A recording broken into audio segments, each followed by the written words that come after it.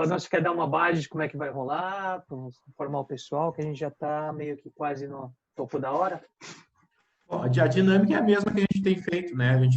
Alguém capitaneia a condução do assunto e o outro faz, às vezes, passa a bola para o outro complementa ou traz. Né? A ideia não é que a gente concorde, mas que a gente desenvolva. Não necessariamente concordar, mas acredito que a gente tem existe um lugar na liderança que deveria, pelo menos, transitar, não igual, mas para a mesma direção, né?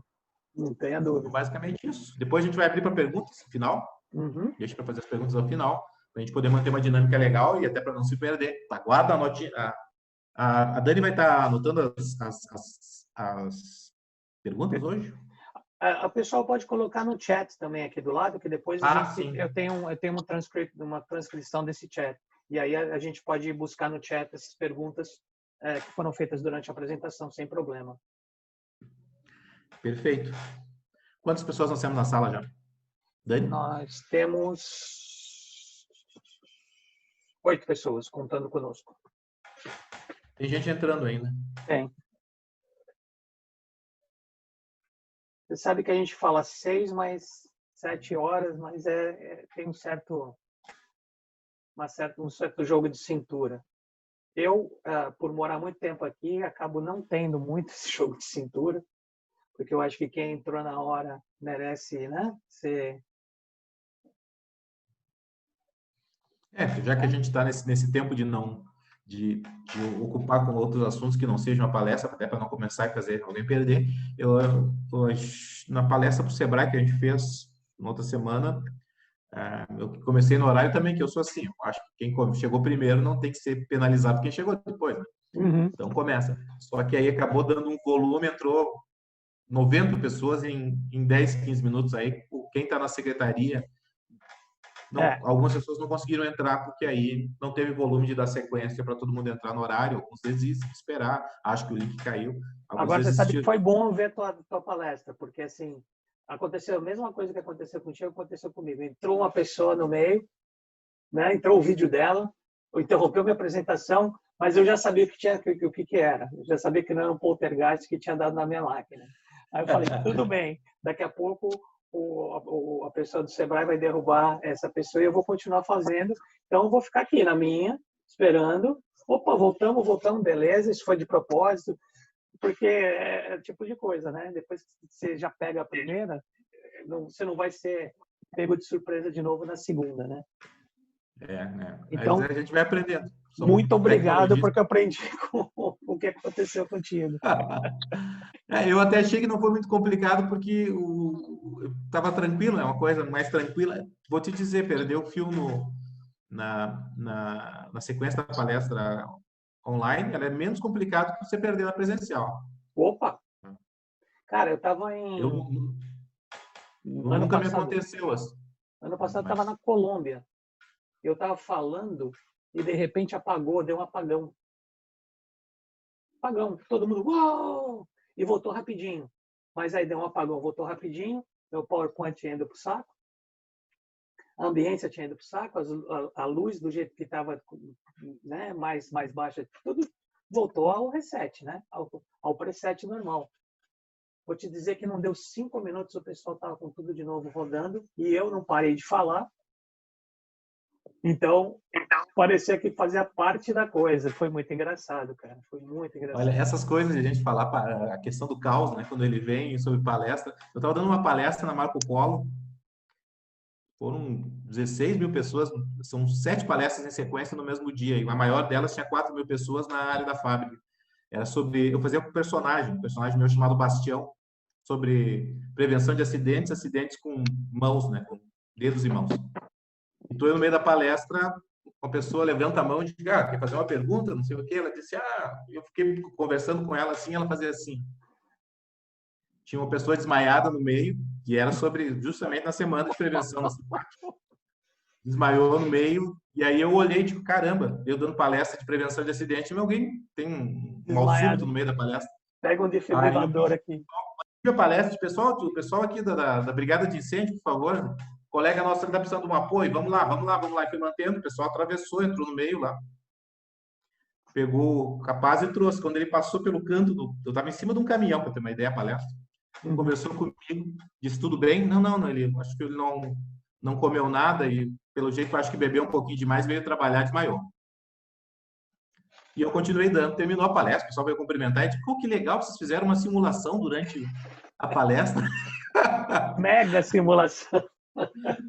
Tá, para ti foi simulação, tá ótimo, né?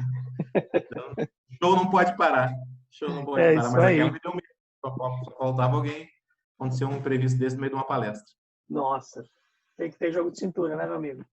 Não. Tem que manter o show, não pode parar. Eu acho que o primeiro chão que eu tomei foi literalmente um chão e não foi nem em palestra. Eu tocava em banda de rock and roll. Eu tinha aquelas baterias, não sei se você lembra de marca, da Golpe. A gente chamava de golpe, né? Um golpe fatal.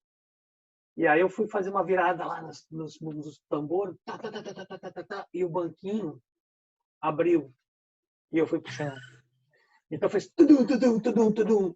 E todo mundo esperando pá, e não teve o pá. E eu sentado no chão, olhando meus amigos músicos, porque músico não vai para ver outro músico para falar quão bem ele tocou, vai para ver os erros, né? E todos os meus amigos músicos chorando da risada. E eu me sentindo uma meba. Às vezes eu também toco instrumento, né? Às vezes né? alguns amigos nossos dizem isso. Disse, tava horrível hoje. Aí alguns amigos que são mais leigos dizem assim, não, mas estava ótimo, tu não errou. Eu digo, tu não viu, mas eu vi. E os meus amigos viram também. Não tenha dúvida. Aquele que fala que estava bom e é músico, ele é muito teu amigo. É muito amigo. Vamos lá? Passava o tempo de sobe aqui. Você quer tocar o barco ou quer esperar mais uns minutinhos? São 8h05 aí, 7h05 aqui. Entrou mais alguém? Olha. A chefe já falou, bora começar, hein? A chefe já falou, bora começar. Então tá bom. Então, pessoal, primeiro, boa noite. Boa noite, sou Flávio Guerrico. Para quem não conhece, talvez não conheça, porque tem pessoas de vários lugares do mundo, de muitos lugares. Hoje, convidado já pela Dani, pelo Peter, para fazer essa parceria. Nós fizemos um trabalho há uns 20 dias atrás, se não me engano. E o desafio dessa vez, a condução, é trazer um pouco de liderança, que é um tema que eu trabalho há muito tempo. Para quem não tenha conhecimento, mais ou menos algumas coisas que me autorizam, vamos dizer assim, entre aspas, a falar sobre o tema liderança. Eu sou gestor há muito tempo, fui executivo desde muito cedo, também fui chefe muito cedo, chefe na época de ser chefe, nem era líder, era chefe, para ter uma ideia. Tenho formação em administração, sou tecnólogo de gestão financeira, tenho especialização em administração e gestão do conhecimento. Tenho o Instituto Flávio Guerrico, que trabalha com 3 pilares: liderança, estratégia e área comercial, vendas. E tenho trabalhado há muito tempo com mentoria e com executive coaching, principalmente trabalhando em liderança. Também sou professor de pós-graduação na Estácio de Sá, na área de liderança e coaching. E tenho feito projetos há muito tempo, além de ter outras experiências profissionais em algumas outras empresas, enfim, currículo à parte. O que me autoriza, vamos dizer assim, que me dá autoridade para poder falar sobre esse tema? Eu gosto muito de um artigo que o Rancharan falou para o Jack Welch, uma discussão, conversando uma vez, o Jack Welch empolgado, e ele pergunta para o Rancharan, mas o que é fundamental, o que define quem é um líder, o que é um líder? E é a formação, é o comportamento, é a atitude, é a postura, é a vontade, é a coragem, o que realmente... E aí o Rancharan fica um tempo pensando, e o Jack Welch, como era comum, ele mesmo responde. Ele mesmo responde, eu tenho um palpite. Seria o Ed. Como assim, Ed? O fio. O fio. Que o líder seria construído a partir de todas essas experiências que ele vem enfrentando e que servem para molar esse fio como se fosse uma faca. E não é à toa que o líder, boa parte da vida dele, é tomar decisões. Se a gente divide a palavra decisões, é decisões. Faça cortes. Defina o que vai para lá, o que vai para cá. O que vai para lá, vai para cá. Sempre eu digo a um líder, quando não tem separação, quando não tem corte, não foi uma decisão. Foi o caminho natural das coisas. O líder existe para fazer isso o tempo inteiro. E o que traz um líder para uma condição superior é justamente essas experiências que foram construindo ele. O que ele enfrentou, que pôde levar ele numa condição de liderança. Eu venho de uma família muito simples, muito cedo, com 17, 18 anos eu já era chefe de pessoal. Já tive empresas, já liderei equipes, pequenos, grandes grupos. Mas o principal que é construído o líder é enfrentar desafios. Caos, dificuldade, num país como o nosso não é novidade. Claro que nós estamos passando uma grande dificuldade, não é só aqui, é mundial. E dentro disso, do líder, por isso que está essa foto aí do Ragnar Lothbrok, quem assiste a série Vikings sabe bem quem é. A gente tem muita ideia de olhar o líder como alguém, um líder do bem, um líder do mal. Esse é incrível porque é um líder que a gente fica o tempo inteiro pensando, ele é bom ou é ruim? Ele é mau ou ele é mocinho dentro da parada? E a maioria dos líderes são assim. Tem que tomar decisões e nem sempre elas são boas. Nem sempre elas nos constroem como mocinhos. Mas temos que tomar decisão. A série é muito boa. Gosto muito. Quem puder assistir, assista. Mas o personagem é emblemático. Porque a população dos vikings foram atrás. Passavam fome e dificuldade morando na parte mais norte da Europa. Frio, dificuldade, fome. Eles foram atrás. E claro, a história é sempre contada pelos vencedores. Eles são sempre mais terríveis do que talvez foram. É um povo tentando seguir seu caminho, enfrentando dificuldade, como a gente também enfrenta como líder. O grande desafio agora é como encarar o desafio e ser líder à distância. Primeiro desafio que surge, então, são vários desafios. Esse desafio é composto de vários pequenos desafios. Pequenos, não todos grandes. Primeiro é como liderar em momentos de turbulência que nós estamos passando. Aí a grande ideia que surge sempre em momentos de turbulência, onde o mar está revolto, a tempestade se apresenta, é a questão do propósito. Perguntar profundamente qual o seu propósito nesse momento de crise. Onde você quer chegar? O que você está buscando? O que você te configura como líder? Que tipo de líder você é? Eu sempre divido a liderança em 3 níveis. O primeiro nível é o nível de liderar a si mesmo, que exige muita disciplina, mas principalmente autoconhecimento. Para eu entender e saber como eu sou, como eu ajo, e a partir daí poder me liderar para qualquer coisa. Quem não lidera a si mesmo, talvez nunca consiga liderar mais ninguém. Porque não consegue dar exemplo, nem consegue tomar frente. Segundo nível é o nível do líder de alguns que aí precisa ter método. Foi aí que muitos de nós vazamos, porque muitos de nós passamos para a liderança, ela aconteceu ao acaso, por uma oportunidade, por uma promoção, por uma situação. A gente é líder o tempo inteiro. Qual é a qualidade de líder que a gente é? Que tipo de líder a gente é? Como a gente se preparou? E aí precisa ter métodos. Como eu comunico as coisas, como eu informo as coisas, como eu motivo as pessoas, como eu oriento as pessoas, como eu trago as pessoas para a racionalidade. Tudo isso precisa ter alguns métodos. E o último nível, que é o nível mais alto, liderar muitos, que aí implica em quê? Em renúncia. Um líder, para chegar no nível mais alto, ele precisa fazer uma renúncia. Que é uma série de comportamentos, de posturas, da nossa agressividade, da nossa violência, da nossa arrogância. É uma série de renúncias que a gente tem que fazer, um verdadeiro desapego para poder inspirar um grande grupo, porque você se torna algo muito acima do que talvez a tua própria natureza possa dar. É o chamado, a vocação, o nível superior. Bom, eu gosto de trabalhar uma tecnologia chamada DST, Dor, Solução e Transformação. Qual é o que está pegando nesse exato momento? Não sei como agir neste caos. Todos nós estamos nos perguntando como eu vou agir como líder neste caos. E uma proposta de solução é você perguntar o tempo inteiro qual o propósito da sua liderança. Onde eu quero chegar? Eu quero levar essa minha família, essa minha equipe, esse meu time, seja lá quem for, até onde? Do que é constituída a minha liderança? Quais são os meus valores fundamentais? Qual é a essência do meu líder, do líder que eu sou? Esse é o momento de perguntar qual é o teu propósito. A partir daí, vai sentir que vai ser necessária uma transformação. Se torne luz. Não é à toa que a palavra líder vem do alemão antigo, chamado germânico, Liden, que é aquele que é seguido. As tribos, quando tinham que enfrentar uma guerra, uma situação, escolhiam entre si o mais preparado, o mais inteligente, o melhor guerreiro, enfim, que tivesse mais qualidades para tomar as decisões e ser seguido. Esse era o líder, que originou a palavra líder. Então, se transforme nesse elemento que possa ser luz e guia para os demais. Segundo passo, aprenda a dar apoio. Porque as pessoas estão precisando do teu apoio. E, finalmente, aprenda a buscar a razão. como forma de referência. No meio dessa turbulência, a razão é que vai os fatos, os dados. Depois a gente vai ver no segundo passo. Tudo isso que eu tenho como técnica é usar uma aplicação. Como é que eu posso pegar esse primeiro slide nosso aqui e transformar em alguma coisa útil? Crie ordem onde reina o caos. O caos e o equilíbrio, a ordem e o caos precisam do equilíbrio o tempo inteiro para que a gente possa andar. O caos é que possibilita o novo, a inovação, a reconstrução. E a ordem é que nos possibilita andar. Eu gosto muito da teoria da borda, da Dana Zohar, quem possa ler alguma coisa dela, tem um artigo dela muito interessante, que fala da teoria da borda, que nós caminhamos o tempo inteiro numa borda, como se caminhasse numa corda bamba, entre a ordem e o caos. A ordem que nos mantém seguindo adiante, o caos que nos leva. E a vara do equilibrista é o bom senso que a gente tem que levar o tempo inteiro para nunca pender para o lado. Se a gente cair no caos, acabou a vida. Se a gente ficar na ordem parado, não anda mais.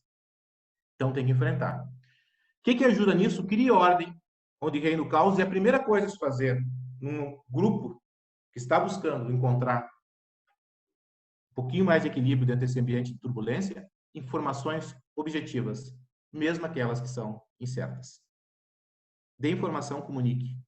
Informações objetivas, diretas. A pior coisa que pode existir para um grupo, para uma equipe, é não ter informação. É ficar às escuras nessa hora.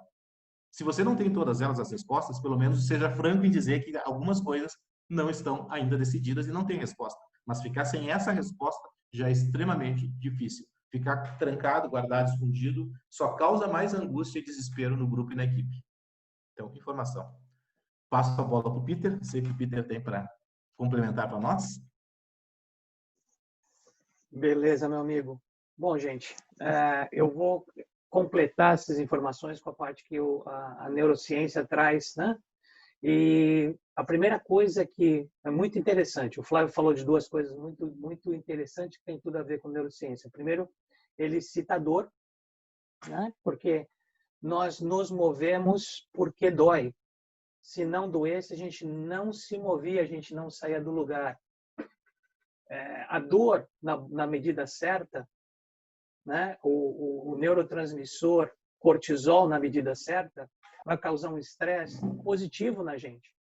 O estresse. Se ele atravessar, ele virar o caos, ele sair da ordem, entrar no reino do caos, como o Flávio disse, ele vira o distresse, que vai causar um monte de problemas na gente. Vai causar problema de cognição, vai causar problema de tomada de decisão, vai causar problemas de relacionamento e, no final das contas, vai virar uma doença dentro do nosso corpo. Então, nós estamos hoje enclausurados, entre aspas, por causa de um vírus, uma coisa minúscula. A gente se achava tão poderoso, tão, né, a versão melhor do ser humano, e vê uma coisinha de nada e fala para você, vai para casinha, volta que você não está com nada, você não está conseguindo fazer, você não está entendendo qual é o convite que está sendo feito para você. O convite que está sendo feito para você é o de você entender o seu propósito, que traz a Dana Zohar, que é o upgrade, né? A gente pode falar assim, né, Flávio? É o upgrade das inteligências. A gente teve o QI, que o brasileiro brinca que é o que indicou, né? Mas é o coeficiente de inteligência. A gente tem o QE, que é o coeficiente emocional. A gente tem o QS, que é o coeficiente espiritual. Qual a diferença? Propósito. O que você está dizendo, Peter? O coeficiente emocional vai te ajudar a decidir como é que eu vou lidar com esta emoção. Uma vez que uma emoção chega a mim, de que forma eu vou entender a emoção do meu cliente interno? Agora, o coeficiente espiritual vai dizer para você, eu quero. Tem a ver com o que eu quero lidar com isso? Porque se não tem, eu não vou nem perder tempo. A gente tem que entender que o nosso cérebro, ele gasta muita energia. Então, ele tem que escolher o tempo todo com o que ele vai trabalhar. Com que dor que ele vai resolver. A primeira coisa que a gente entende, a maior parte dos nossos processos, nossas reações, elas são automáticas. Exatamente porque o nosso cérebro é gastão. Se ele for pensar, raciocinar no nosso córtex, que é o nosso cérebro racional, o tempo todo, ele vai gastar muita energia, a gente vai ficar depletado, a gente vai ficar sem energia nas primeiras horas do dia. Só de tomar decisão, a gente não vai conseguir. Então, a maior parte das coisas vira piloto automático. O que o líder tem que entender nisso? O que virou piloto automático que está jogando contra a minha relação com o meu funcionário? Então, qual é a dor nesse momento? Eu não sei agir nesse caos. Tá legal, até que ponto essa dor está influindo em mim, até que ponto essa dor está influindo no meu cliente interno, no meu funcionário. Porque se o meu cliente interno, o meu funcionário está com um estresse, que a gente chama aqui de estresse, você tem que entender que ele não vai conseguir produzir o que ele deveria produzir, por uma questão neural, por uma questão do seu corpo, e você tem que entender que é a emoção, a forma com que você vai fazer ele se sentir que vai resolver isso. Então, existe uma coisa chamada dor social. O que a gente está sentindo hoje é uma dor social. Era isso que eu queria colocar nesse momento, nessa primeira etapa. O que é a dor física e a dor social são sentidas pelo nosso cérebro no mesmo campo. Então, a dor social, você tomar um fora de uma pessoa, pode ser entendido pelo seu cérebro como tomar um tapa na cara, como tomar um soco. O problema da dor social versus a dor física é o seguinte: dor física, quebrei minha perna, quebrei meu braço, engessei meu braço. O meu cérebro está gastando energia me protegendo, dizendo que está doendo, porque ele não quer que eu quebre de novo enquanto eu estou engessado. Meu braço saiu do gesso, ele não vai mais se preocupar com essa informação, não vai gastar mais energia com a informação do braço quebrado, porque ele não está mais quebrado. A dor social não. Ela continua doendo porque ela não foi resolvida. Então, o cérebro continua gastando energia, prestando atenção na dor social. A gente tem que saber mitigar a dor social do nosso... Qual é a dor social que todo mundo está tendo agora?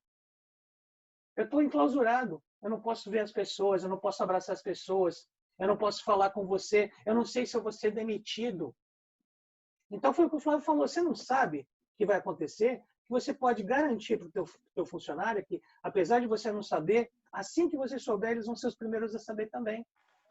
Seja claro, seja franco. Agora, começar a esconder coisa, a maior parte da nossa cognição não é racional. A gente olha pelas expressões das pessoas e a gente entende pela face, pela mão, pelo jeito que se comporta, que a pessoa está falando a verdade ou está falando mentira. A parte verbal que a gente está fazendo agora é 7, 8% da cognição quando você está na frente da pessoa. Pelo vídeo é mais, porque a gente não consegue ver mão, não consegue ver corpo inteiro, mas consegue ver expressão de rosto, a gente decodifica isso. Então, seja honesto com o teu funcionário do outro lado, porque ele é composto de emoção. Entende uma coisa, gente? Informação chegou, qualquer informação. Qualquer informação. Café da manhã, acordei, vou ser demitido, tenho trabalho para fazer. Aí ela é decodificada por esse cara aqui, ó. Esse cara aqui, ó. O BIOS, o bichinho ignorante que opera o sistema. Eu. Ela gera uma emoção. Essa emoção vai ser processada dentro do nosso corpo, vai gerar uma série de reações químicas, vai liberar um monte de hormônios, um monte de neurotransmissores, que vai causar uma reação, que é chamada de sentimento. O que a gente faz? A gente confunde emoção com sentimento. Sentimento é a reação à emoção. Sentimento que vai fazer a gente agir. Você tem que entender o que está motivando essa ação, esse sentimento. Onde é que começou essa postura do teu cliente interno, do teu funcionário? Você entendendo isso, fica muito mais fácil. Agora, a maior parte das reações dos nossos funcionários vem da dor de estar dentro de casa sem saber se vai ser contaminado, sem saber se amanhã vai ter emprego, sem saber se vai ter papel higiênico no supermercado. E a gente está sequestrado, a gente está com medo. E quando o nosso cérebro está com medo, ele está na reação de brigar ou fugir, a gente não consegue pensar racionalmente. Se acontece com você, acontece com o teu funcionário. Inteligência emocional e vamos para cima. Inteligência espiritual. Qual é o propósito do teu funcionário em trabalhar na tua empresa? Qual é o propósito de toda essa comoção, de toda essa coisa, essa clausura para a gente? Desculpa, gente, pode me chamar de louco, eu estou adorando. Tudo que eu falava que eu não tinha tempo para fazer, eu tenho tempo agora. Eu tenho tempo para falar com vocês. Estou adorando. Mas é uma questão de foco. Então, o teu papel de líder nesse momento para essa dor é direciona o foco do teu cliente. Bora lá, Fábio. Vamos adiante. Como manter a influência à distância? Esse é o grande desafio.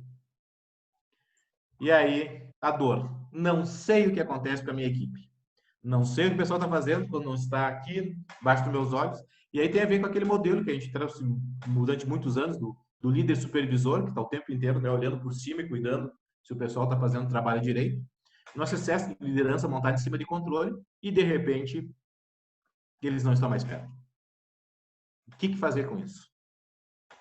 Solução, uma proposta de solução, longe de querer dar a resposta mágica, né? Mas me parece que sim, foque no resultado, dimensione e negocie. Se existe uma coisa que eu aprendi trabalhando muito com a área comercial, é que na área comercial já se trabalha a distância a léguas de anos. Você não tem ideia do que o teu vendedor está fazendo no campo, onde está o teu representante, qual é o número de horas que ele tem, e a gente já deveria ter encontrado, dentro daquele princípio de propósito e valores, ter feito um pacto de que a gente encontrasse a pessoa que estivesse realmente disposta, não a gente não ter que passar por isso. Eu sempre me incomodo quando eu seleciono um profissional da área de vendas e que eu tenho que trabalhar essa questão básica, ele precisa ter autodisciplina, controle, que ele é dono do seu negócio, ele realmente é uma empresa dentro da empresa, se ele não controla as vendas dele, se ele não se puxa, não há nada que eu possa fazer. A questão é que fomos todos agora alçados nesse mesmo nível. Precisamos ter pessoas maduras que estejam engajadas. Então, como que eu, nesse momento, não ficar enlouquecido com os controles, até porque os processos estão mudando, em ambiente de mudança de processo, o líder é fundamental. O líder é a argamassa que preenche as lacunas onde não existe organização estrutural. O líder preenche essa argamassa, onde tem os ambientes de lacuna, os gaps entre um processo e outro, entre uma métrica exata, entre os espaços que existem entre os entendimentos de ética, a construção moral é toda dada pelo líder. Diria até mais, o líder ele é capaz de perverter a ordem da lei, da regra, porque é aquela história, a gente diz, olha, não use o EPI, se passa o pessoal da segurança do trabalho, com todos os equipamentos, diz que tem que usar o EPI. Quando ele virar as costas, ele diz assim, ó, precisa nada, aqui é tudo gaúcho, que ninguém quebra, ninguém cai. Pode saber que ninguém vai fazer, mesmo que existisse a lei e a regra. Então, alivia um pouco, foca no resultado, mas isso vai obrigar você a mudar o teu modelo, deixar de ser controlador para ser inspirador. Se o teu foco era antes comando e controle, hoje ele vai ter que ser o quê? Positividade. Mais que isso, eu gosto de trabalhar com o termo propositivo. Eu já falei, o otimismo é meio que obrigação, né? Senão a vida morre, né? Mas eu prefiro que você seja positivo, que é disposto a fazer alguma coisa, e mais que isso, propositivo. Que você traga propostas para ele, seja criativo, contribua nesse momento e inspire. Vamos lá. O mundo não acabou. O mundo não acabou. 2012 era para ter acabado. O que aconteceu? Não acabou. Tantas vezes o mundo se renova. Caos e ordem se revezam o tempo inteiro. Então, seja inspirador. Na aplicação, como é que a gente pode ajudar a resolver isso? Uma prática que eu tenho usado, mensagens curtas e diárias. Mais vale uma frequência objetiva do que mandar uma senhora, com todo respeito, uma enciclopédia, um volume inteiro, um compêndio de orientações e instruções. Seja objetivo e diário. Um remedinho de todo dia. Profilático. Cafezinho é assim, chazinho é assim. Quem gosta de tomar um vinhozinho sabe que uma taça de vinho é saudável. 2 garrafas é embriagante. É destruidor. Se você for dirigir, por exemplo. Então, as mensagens curtas e diretas, utilize o WhatsApp, utilize o e-mail, mas seja objetivo. E, principalmente, essas mensagens têm que estar focadas numa estrutura de meta-estímulo. Diga a meta, o que você está buscando, por isso tem que ter claro o que você espera dele, e a partir disso estimule. Quem motiva para. Se você não diz para onde é para ir, para onde que ele tem que ir, para onde ele deveria ir, isso não está claro, fica difícil exigir comportamentos. Com números mais ainda. Volto de novo à importância dos números que a gente vai ver em seguida. Os números dão objetividade. Se você diz para uma pessoa, seja mais assíduo, ou sim, você é mais assíduo, a pessoa vai ter um grau de resposta. O cérebro vai entender isso como eu preciso ser mais assíduo, mais pontual. Agora, se você diz para a pessoa, se você tiver 2 atrasos, eu não tenho mais como continuar com você. A pessoa vai mover mundos e fundos para se organizar, para tentar ajeitar sua rotina. Se mobiliza muito mais pelos números. A mesma coisa com relação à meta. Para tudo a gente é assim. Quando a gente bota prazo, a gente arregimenta, o universo conspira? Não, você trabalha. Não é o universo que conspira. Não é, o universo também conspira, porque é bom ter essa ideia. Mas se você não fizer, pode o universo inteiro conspirar, que a coisa não vai acontecer. Então, fundamental você trabalhar com os números. E eu, senhora, Dr. Peter? Então, gente, muito bom. É muito legal trabalhar com o Flávio, porque ele tem toda a metodologia, né? E casa tão bem com a neurociência, é tão pegado à neurociência. Mensagens curtas e diárias. Gente, a nossa mente não se prende em palavras, não se prende em números. Vai fazer uma mensagem grande, você vai ver quanto dessa mensagem as pessoas vão lembrar. Por isso que existe o copywriting hoje em dia. A palavra, ela dispara uma emoção na pessoa que você dirige ela. Então, você vai ter que colocar uma mensagem curta, como se fosse um pitch mesmo de venda, muito curta, para que ela entenda o que é que está sendo feito. Existe uma frase maravilhosa que eu transformei, eu acho que uma hora o Peter Drucker vai me acionar por causa disso, porque eu tenho um treinamento que se chama A Cultura Come a Estratégia no Café da Manhã, que é uma frase dele. Mas eu já estou fazendo um disclaimer, esse é de um Peter muito mais famoso que eu. É o Peter Drucker.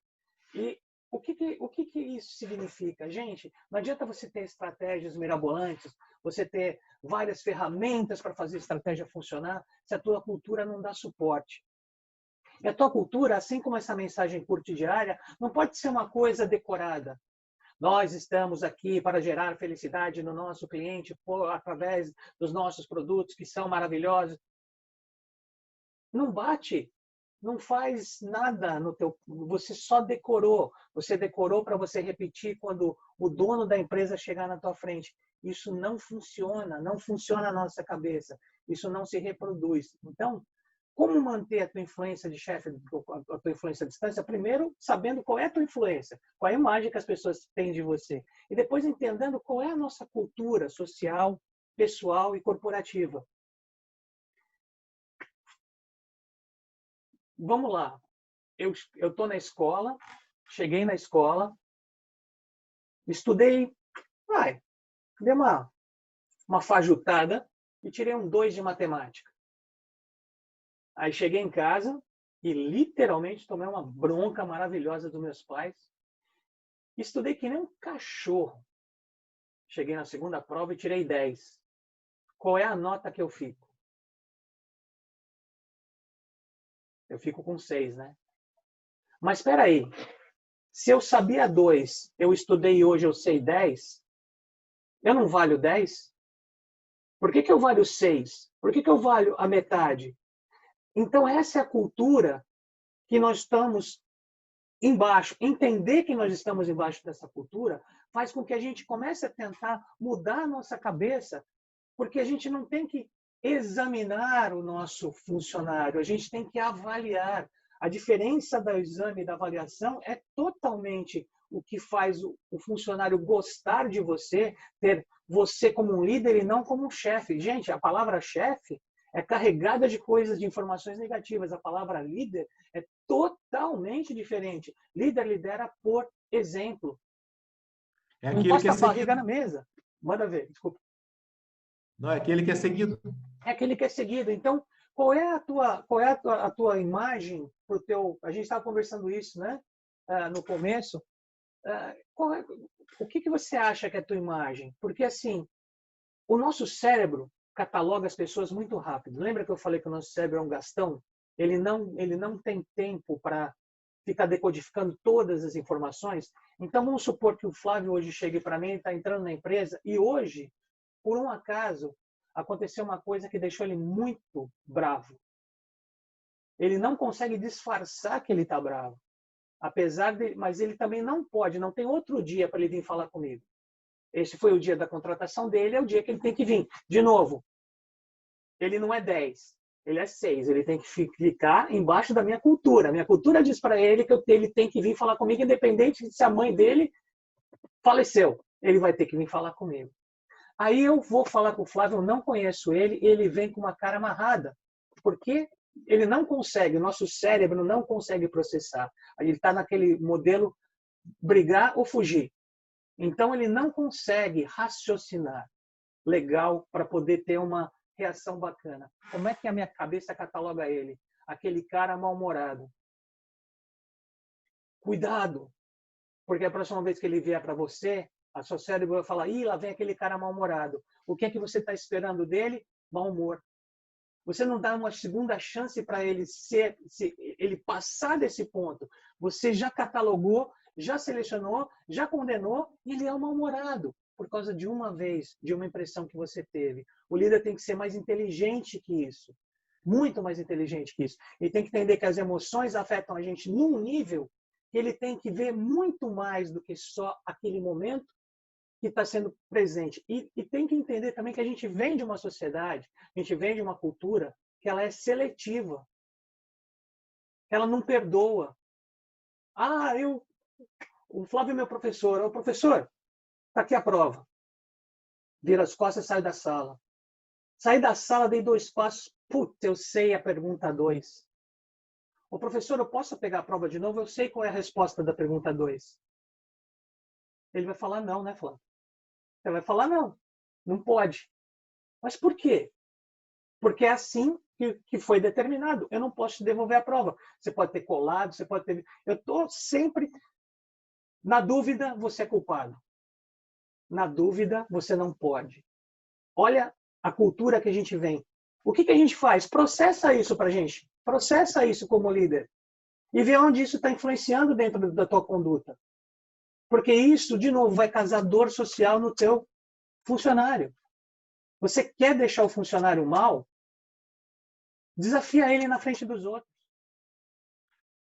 Você chega para mim, ou chega para qualquer pessoa na tua empresa, sexta-feira de manhã, e fala: olha, de tarde dá uma passadinha no Recursos Humanos.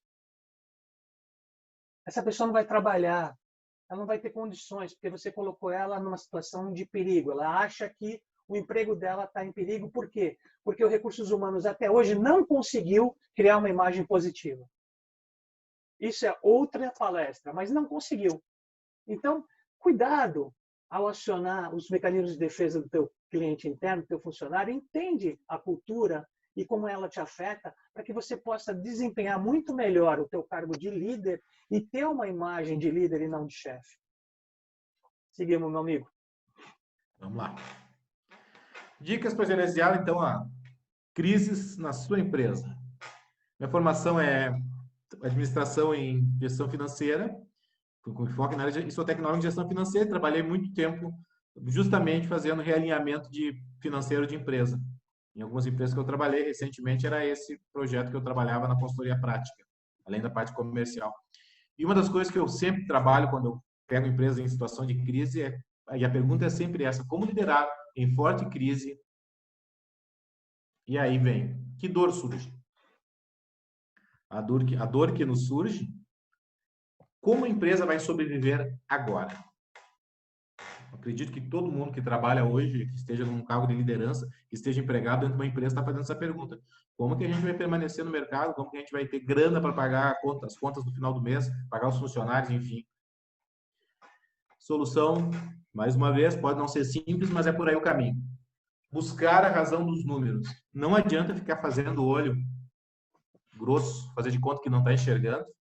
Você vai ter que ir lá e olhar na despensa o que tem. Quanto que a gente tem de recurso, fluxo de caixa, recurso próprio, capital próprio. Quais são os nossos custos? Como estão as nossas vendas? E aí, quem quiser oscilar um pouquinho mais, né, avançar um pouquinho mais, nossos recursos de captação externa. Como é que a gente vai conseguir financiamento? Como é que a gente vai conseguir dinheiro, captação para poder dar conta? Por quê? Porque isso é fundamental. E a transformação é associar as ações aos números e aos propósitos. A gente nunca esquece do propósito. Eu já cheguei a contar uma vez. Durante a minha carreira, eu demiti mais de 500 pessoas. 525 eu parei de contar. Fui gerente de RH uma boa parte e nunca foi legal. Em algumas vezes a pessoa me disse: olha, eu não consigo ressuscitar um funcionário, mas posso lhe conceder uma morte digna. Pelo menos eu posso fazer. Cansei de escutar, muitas vezes entender, e às vezes essa pequena atividade humana de você dar ouvidos à pessoa num momento crucial para a vida dela. Algumas pessoas têm uma história de 10, 15, 20 anos dentro de uma empresa e de repente não vão estar mais lá com pessoas que têm seus vínculos, amizades, parcerias, histórias comuns e que não vão continuar mais na empresa. Mas eu nunca deixei de ser sincero e franco.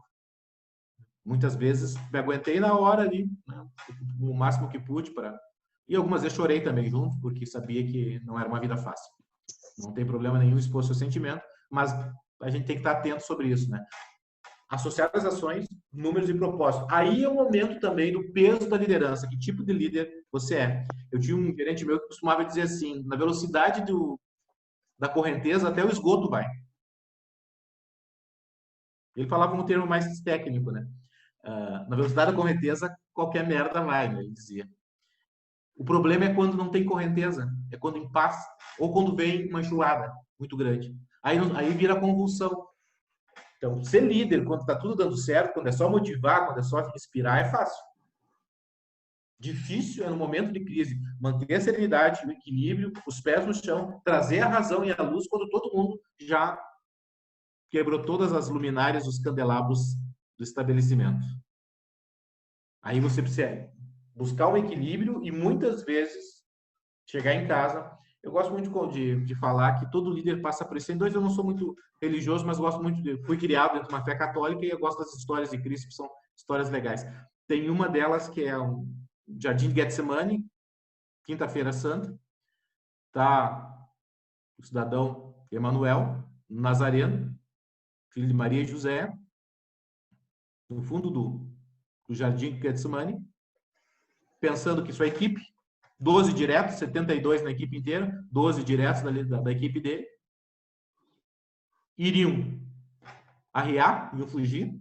O cara que ele mais acreditava, que ele disse, é sobre ti que construirei. Pedro, tu és pedra, é sobre ti construirei a minha igreja. Negou ele por 3 vezes. O que ele mais gostava, que ele deu um beijo justamente na Santa Ceia, iria ele vender por 30 moedas de prata.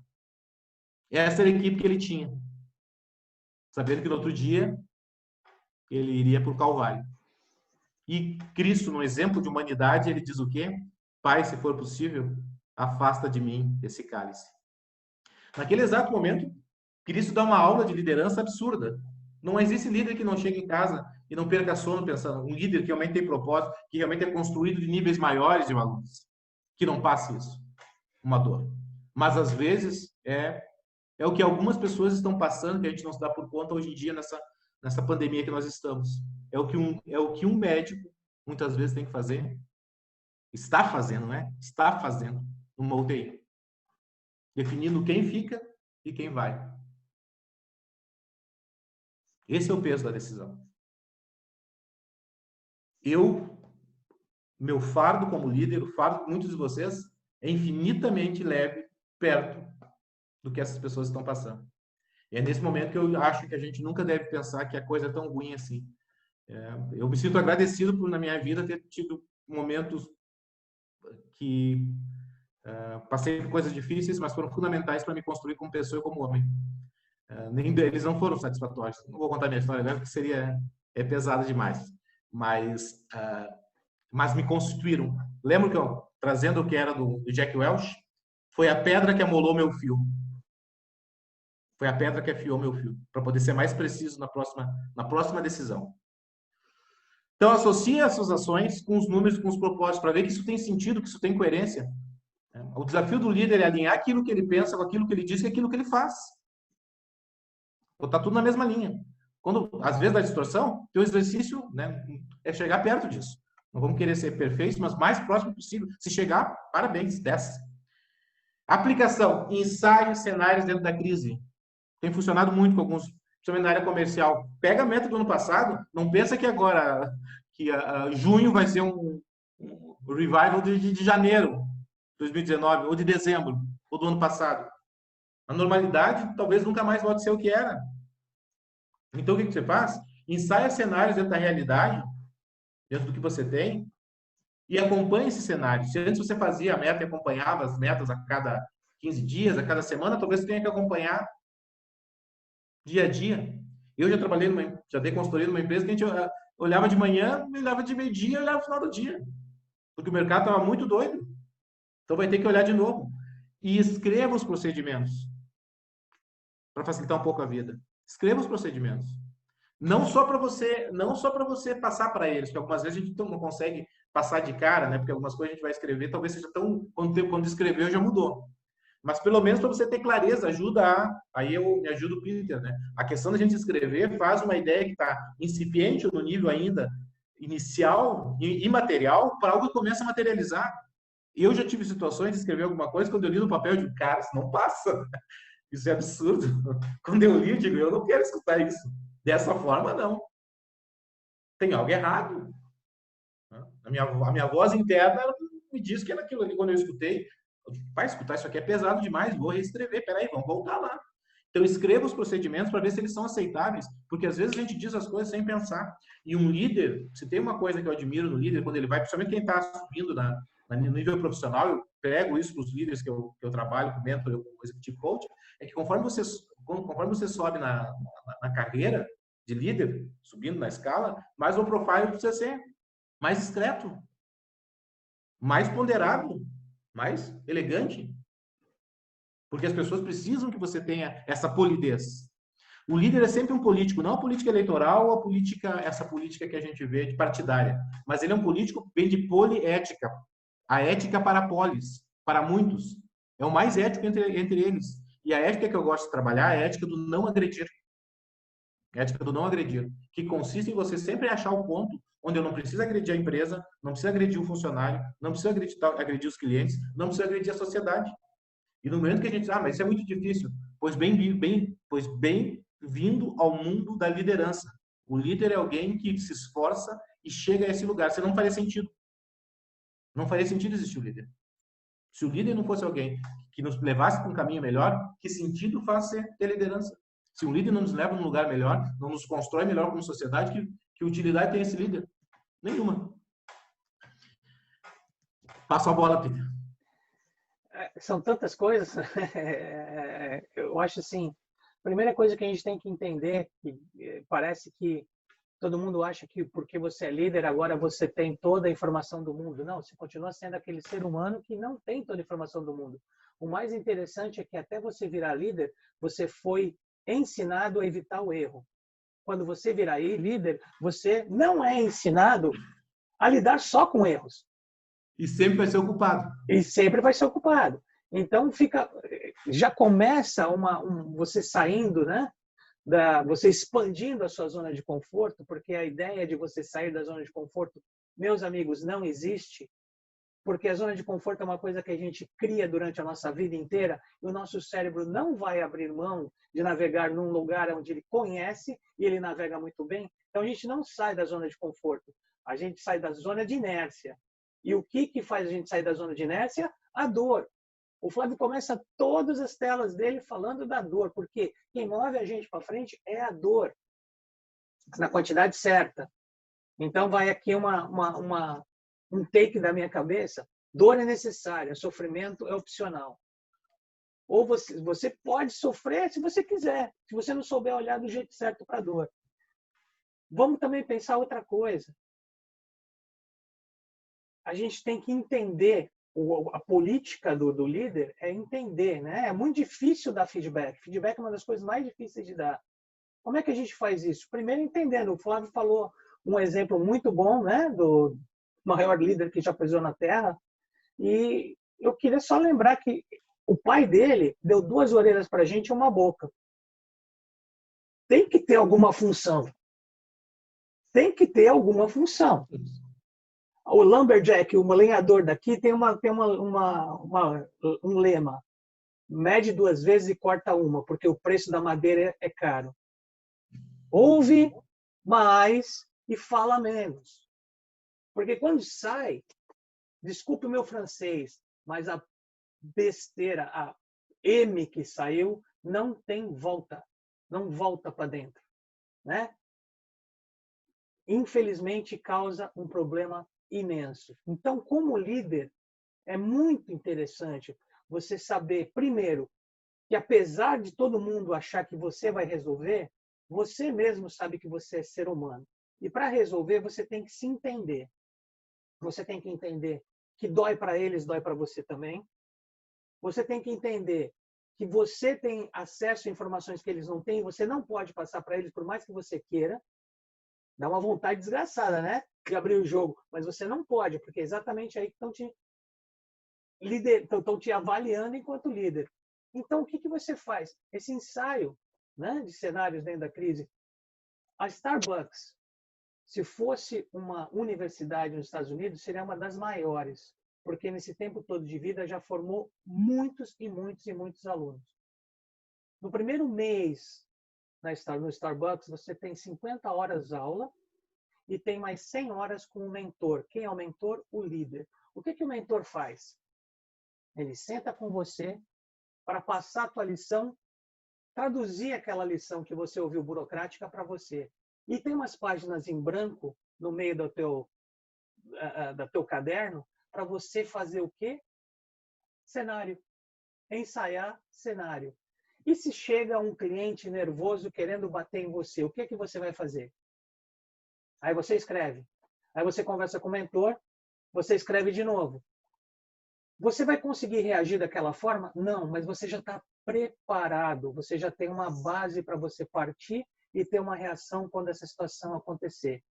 É exatamente isso. Esses ensaios são mega necessários para que você tenha uma base. Porque, de novo, não existe cartilha de líder. Por mais que se escrevam vários e vários, problema. Tem todos os tipos, todas as cores, todas as formas. Você pode tentar se preparar. Como? Fazendo um cenário. Se tendo um pouquinho mais de poder, né? De afirmação dentro de você. Eu já vi isso. Apesar de não ter sido acontecido, eu já testei isso. Agora eu vou tentar ver como é que funciona. Porque se você partir do zero, no momento em que o seu cérebro racional foi sequestrado pelo seu cérebro irracional, que é exatamente isso que acontece, é um sequestro. Quando você está num momento de perigo, seu cérebro fala, sai daí.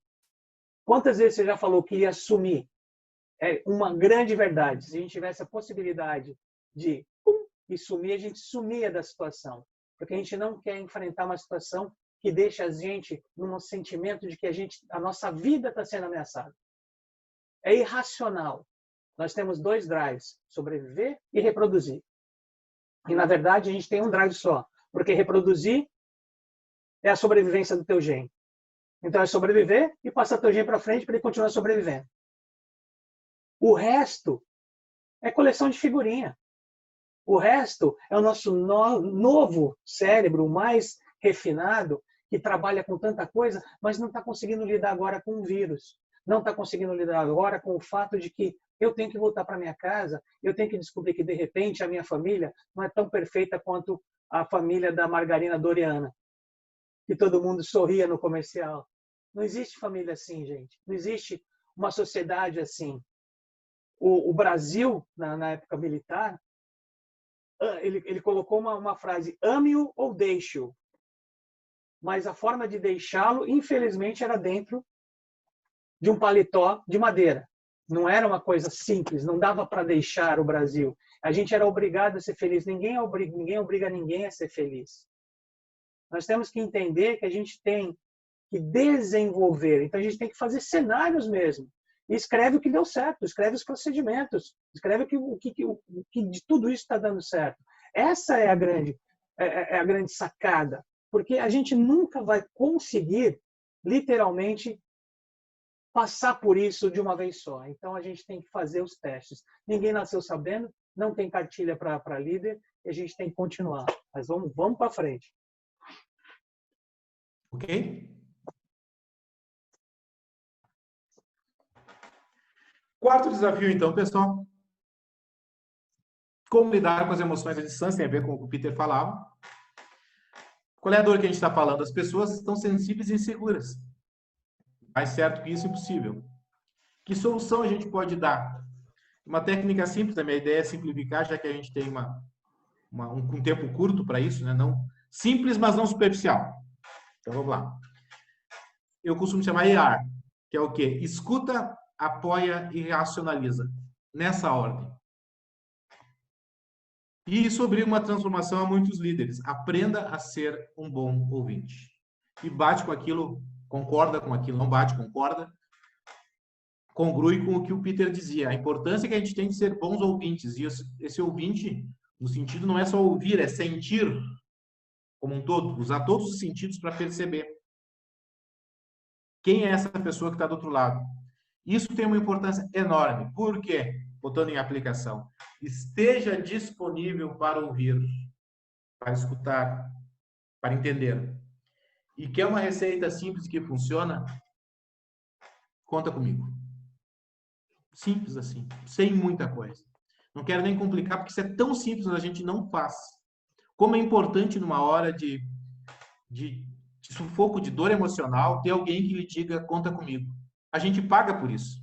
Coaching, terapeuta, psiquiatra, psicólogo, pai de santo, cada um na sua religião, cada um na sua dor, cada um no seu lenitivo, no seu anestésico, para a dor emocional que a gente enfrenta. Então, ofereça isso. Quando você faz isso, é algo que cria vínculos inimagináveis. Se você fala em fidelizar, se você fala em construir tribo, relações profundas nos seus negócios, ou mesmo na tua própria liderança, é nessas horas. Essas horas é que separa os líderes incipientes dos líderes profundos, dos líderes que realmente afetam, que são catalisadores. O que é um catalisador? É um elemento, uma enzima que produz uma aceleração química. Seja catalisador, provoca essa reação química com o quê? Com essa disposição, com essa generosidade. Eu vou para tocar as duas, depois tu fecha, porque senão a gente vai ficar muito... Não, deixa eu só completar, só rapidinho. Então gente, tá, 80 a 90% das pessoas, segundo o Ministério, o órgão mundial de saúde, sofrem de uma doença chamada solidão. Isso vem muito antes dessa crise de agora. As pessoas que estão saindo agora na China, elas estão sofrendo do estresse pós-traumático, como se elas tivessem passado por uma guerra.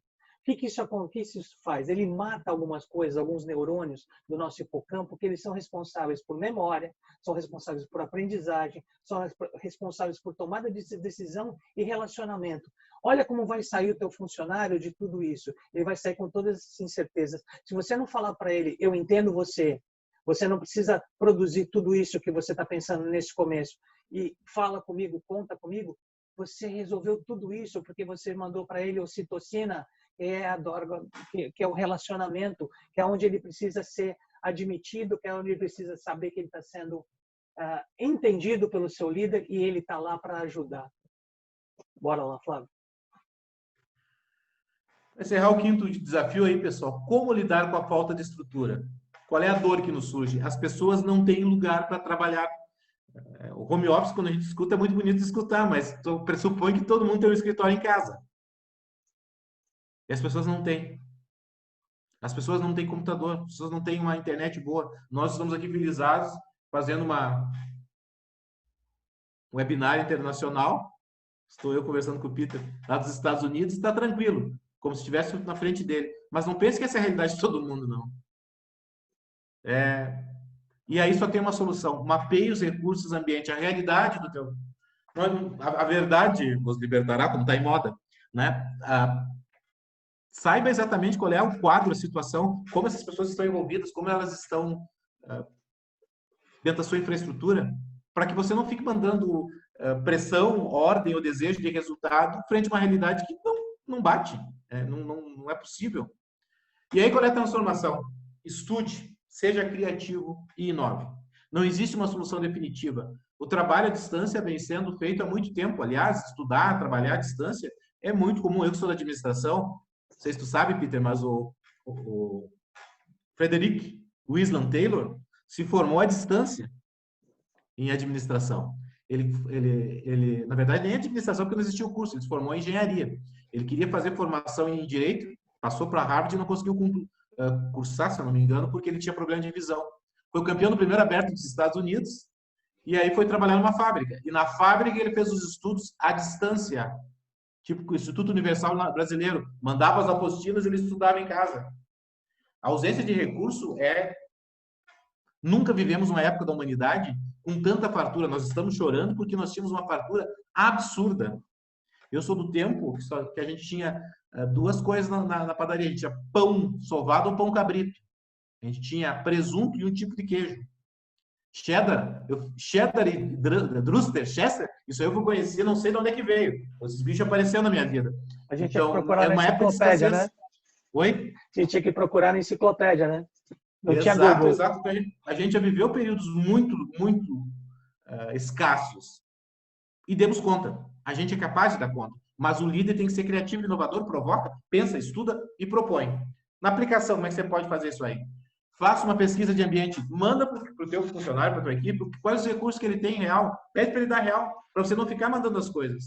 E avalie o que você pode fazer. E como eu dei consultoria numa empresa de energia elétrica grande no Brasil, e uma vez um entregador de conta de luz, no meio de uma palestra, nós tínhamos lá diretor da CPFL, e aí perguntei para ele como é que ele fazia para saber como entrar numa casa e o cachorro não pegar. Leiturista, na verdade, não é entregador. É o leiturista que vai lá e lê a conta no relógio. E ele me disse, seu Flávio, cada casa é um caso. Não existe resposta definitiva. Então, avalie cada situação do seu funcionário, da sua equipe, e veja a melhor solução. Mas faça uma pesquisa, pede para ele te dizer mesmo, para você não ficar supondo ou pressupondo. Tem que ir na realidade. A realidade te ajuda bastante com relação a essas colocações. E aí, Peter? Gente, a gente tem que entender o seguinte. Primeiro, a gente não está de férias. Porque se fosse umas férias, seriam umas férias bem chatas. 2, nós mudamos a imagem da nossa casa. Porque casa era onde a gente ia descansar. E agora casa é onde a gente trabalha.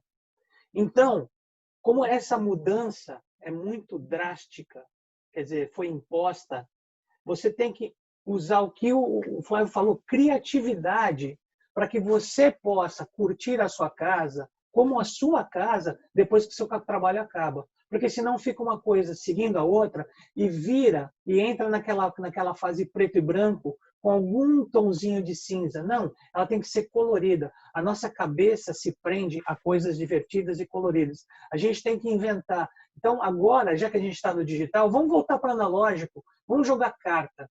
Vamos jogar um baralho, vamos jogar um joguinho de tabuleiro, vamos fazer alguma coisa divertida, vamos ler um livro que não seja online, porque a gente fica online o tempo todo e isso significa na nossa cabeça que a gente continua trabalhando. Vamos dar um descanso para a gente poder recuperar. E vamos entender o seguinte, mens sana, incorpore sano, não é uma frasezinha que foi inventada, não. Isso tem tudo a ver. A nossa mente produz um monte de neurotransmissores que são super indispensáveis para a gente viver. Mas o nosso intestino também. Então, se você não come bem, ele vai atrapalhar no seu sono. E se você não dormir, você não consegue trazer as suas informações da sua memória recente para a sua memória duradoura. Você não consegue trabalhar bem, ter uma cognição boa. Seu intestino é um segundo cérebro. Ele é responsável por 50% de toda a dopamina, a droga da predição da felicidade. E 90% da serotonina. 90%. Gente, vai comer mal? Não vai conseguir trabalhar bem. Vai comer mal? Não vai conseguir liderar bem. Não vai dormir? Não vai conseguir. Essa é a hora de a gente entender. Tem um vírus lá fora, convidando a gente para entrar aqui, ó, entrar para dentro. Essa é a hora da gente fazer, literalmente, uma análise e falar, cara, eu estou me alimentando bem? Eu estou fazendo bem para o meu corpo? Eu estou alimentando o meu cérebro bem? Porque também o que a gente alimenta o nosso cérebro vira, lembra? Emoção, decodificação da emoção, vira um sentimento que é uma reação. Ou seja, a nossa reação vai depender de tudo que a gente alimenta o nosso cérebro também. Tudo isso é extremamente importante. E para o líder é muito mais ainda. Então, vamos transformar a nossa casa num ambiente de trabalho em algum setor, mas no outro, a sua casa. Porque senão você não vai conseguir sair dessa. Isso vai atrapalhar você pra caramba. Isso vai atrapalhar a sua cultura, de onde você veio. Você veio da cultura da sua casa, que já não é mais casa, que já é escritório. Então você já não sabe mais que cultura você está trabalhando. Você não sabe se está acordando para fazer café para você, ou você está fazendo café para o seu patrão, você está fazendo café para todo mundo. Apesar de não ter ninguém na sua frente, a sua cabeça começa a embaralhar porque ela não sabe mais o que é certo, o que é errado, o que é verdade, o que não é. A gente tem que manter a nossa criatividade, a gente tem que manter a nossa assertividade, o nosso foco nas coisas do jeito que elas são hoje. Não negar o que está acontecendo, mas fazer o melhor, tirar o melhor proveito disso. Porque senão, né, aí vai pro beleléu.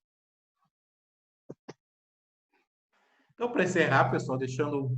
Opa! Seja um líder positivo e motivador, que acho que vai por aí. Poder da resiliência. A gente aguenta muito mais do que a gente pensa. Desde que a gente tenha propósito, tenha valores enquanto significado, né, sentido para a nossa vida. E fechando até com o que o Peter falava, desconecte-se. Em algum momento, desconecte-se um pouco, alivie um pouco a carga, durma bem, deixa a equipe respirar também. Faz parte, a gente está ficando muito online, demais em todos os sentidos. Desliga o computador, desliga a televisão um pouquinho, dorme mais cedo, vai ler um livro, faz qualquer coisa, mas respira, volta a respirar. Isso causa muita ansiedade, cabe muita preocupação, e é uma forma legal de a gente poder aliviar um pouco. Queria dizer para vocês a importância disso, de a gente se desconectar e da gente ter uma liderança positiva, cuidadora, nessas horas. Há um tempo atrás, eu fazia uma palestra em Rio Grande, para Engevix, para Ecovix, uma daquelas lá no Polo Naval, e eu fazia um personagem também, e eu cantava uma música que todo mundo conhece aí, que é "O dia que eu saí de casa, minha mãe me disse, filho, vem cá". Sei que no final da palestra aquilo gerava uma emoção muito grande, algumas pessoas começavam a... E eu me lembro disso porque tinha a ver muito com o que está acontecendo agora. Eu perguntava para eles se aquela música era a música que a mãe deles gostava, o que eles achavam, e se aquela música era a música mais bonita feita para as mães, ou as músicas que eles entendiam que as mães mais gostariam de ouvir, o som que elas mais curtiam.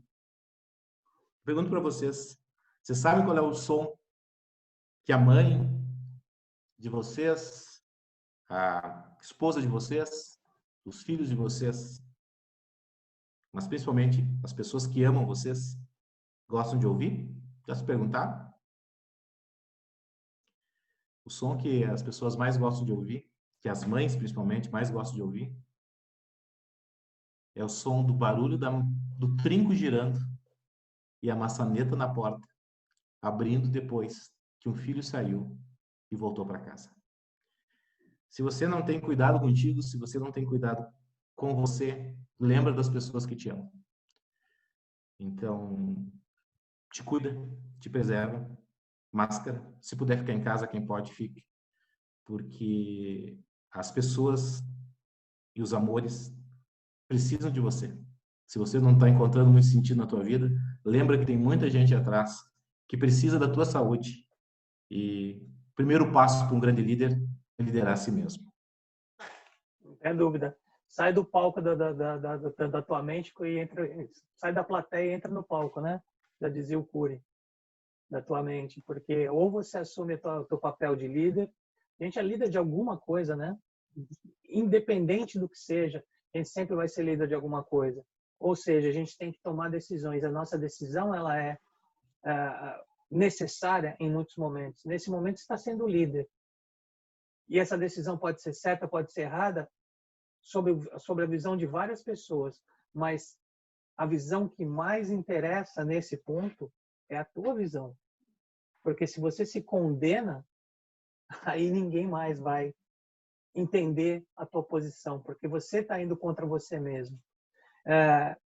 Eu tenho uma entrevista que me impactou demais. Eu tive muito tempo ligado à parte de esportes. Foi do Cristiano Ronaldo. Olha, sinceramente, eu acho ele um grande jogador. Tem grandes participações, mas também tem atos que são super assim, polêmicos. Ué, ele é um ser humano. Até aí, beleza. Não é meu ídolo, não. Mas uma resposta que ele deu foi muito interessante. Perguntaram para ele: Cristiano, quem é o melhor jogador do mundo? Ele falou, eu. Aí silêncio, né? A coletiva. Aí um repórter ousado falou, você não acha que isso é, né, muito...